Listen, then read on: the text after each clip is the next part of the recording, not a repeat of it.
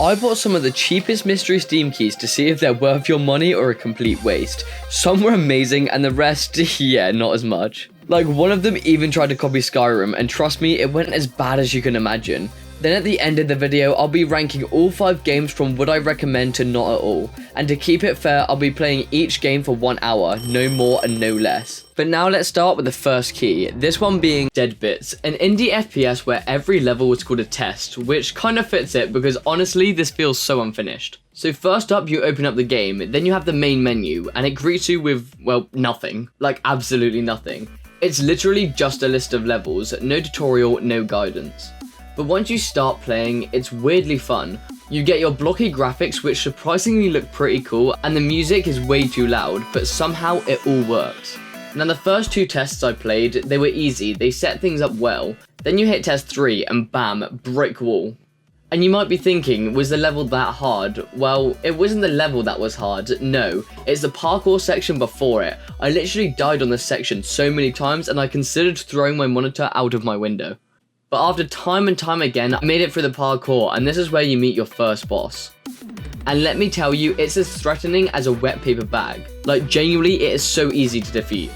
And I thought, okay, let's carry on. But then out of nowhere, the game genuinely spooked me. A creepy moment that actually gave me chills. Who knew a Steam key could out-horror most actual horror games? Respect to that. Now for the downsides, and there's quite a few.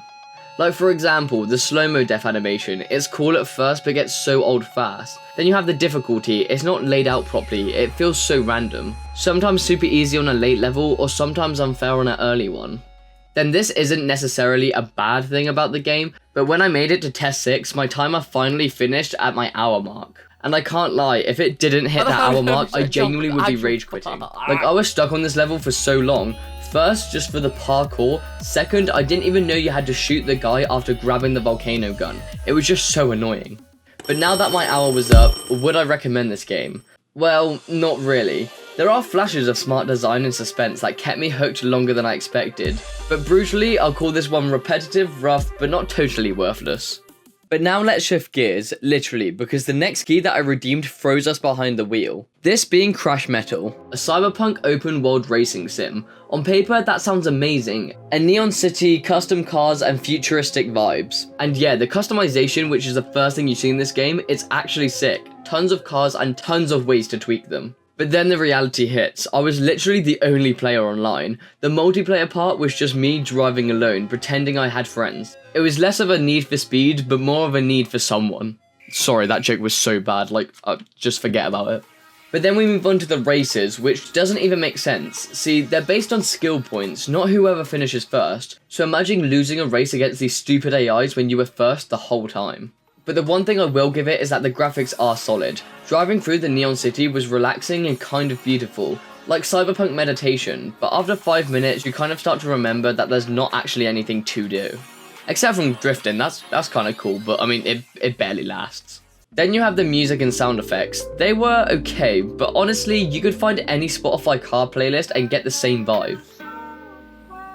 See, it's so weird to rank this game because at the end of the day, it's just driving around a cyber city with nothing to do. Like, it had no story or no missions. Like, maybe you could get a cool online race, but like I said, no one was online, and I wasn't gonna make my friend try and buy the game for 10 minutes of basic racing gameplay. So for my overall, it's a great concept, but there's no good execution. Without players, it's just a flashy ghost town. You know what isn't a flashy ghost town? You heard it there, The Edge of Darkness, an indie RPG trying to be Skyrim. Or a better way to say it, imagine me with little or no game dev experience trying to make Skyrim for my first time. Yeah, it sounds a bit odd. So getting into the game, you start off and you see that it's an open world, which is kind of cool, but there is a lot to complain about. Like for example, the camera is so bad that it makes it unplayable at times, the UI is terrible, the combat feels clunky, and the enemies are either stupidly hard or stupidly easy to confuse. Then on top of that, the graphics, they're laggy, badly rendered, and somehow this thing was made in Python. This is probably why the game isn't that good. It wasn't made in Unity, not Unreal, but Python. I respect the ambition, but why would you want to do that to yourself? Also, I don't really like the OST, it's not that good, and the sound effects don't really fit in, so we're just gonna scrap them off. But then we have the story, and is there any hope? No, I'll be honest, there's none. Like, if there actually was one, I probably wouldn't care for it anyway. There was no hook or no drive, except from a castle, and I think your uncle, I didn't really pay attention that much. Like, the only highlight is that it was funny because it was janky, and the fact that you could get high off mushrooms. And saying that, I think it says a lot about the game. So I'll say this, if you go in expecting the lag, jank, and the pain, then you might find some fun with the sword combos, because that is a pretty cool concept, but it's just not for me. But otherwise, this is basically Skyrim's not so cool ripoff.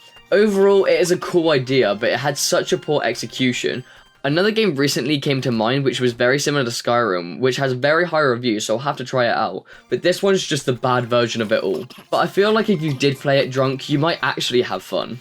But one game you probably don't want to play drunk is the next one, this being Mind Games? What is this? With the title, it could be a horror, but no, it's an indie puzzle tabletop game, and this one actually surprised me.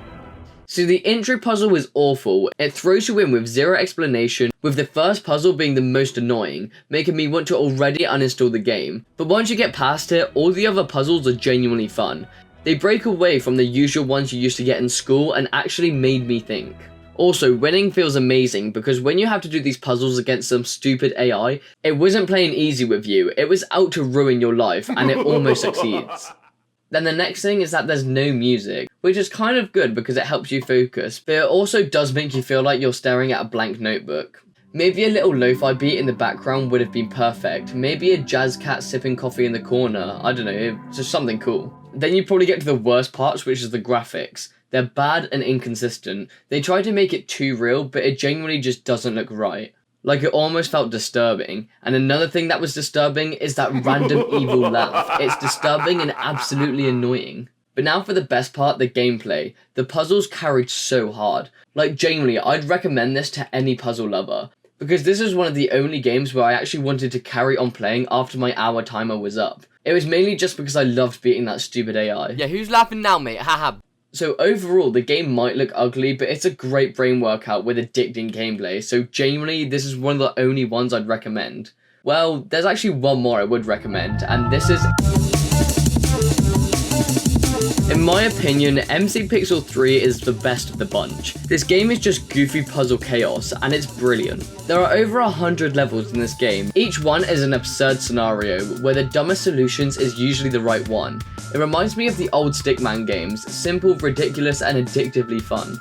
Then some of the puzzles are tricky but hilarious. You just solve them in the weirdest ways possible. Then while solving these puzzles, you see a lot of the graphics. In my opinion, the graphics started off quite bad, but as you progress, they get really creative, like the Game Boy filters, pixel art twists, and all sorts of variety. So the gameplay and graphics are carrying it, and by a lot. Because you have stuff like the music, which it's alright, but it's just forgettable. Like, genuinely, writing this script, I couldn't really remember much. And looking back, I don't really why I thought they were forgettable, because some of them are actually pretty good. And then you got the story, which is like non-existent, because unless you can call a guy pissing a story, then it's just not there. But honestly, that's the best part of the charm. Also, with the gameplay, there was just one bug which I had, which is having to wait 60 seconds for some puzzles just to restart, which really tested my TikTok brain's patience. Like, trust me, 60 seconds for me is a lot. I could probably watch about 5 TikToks in that time.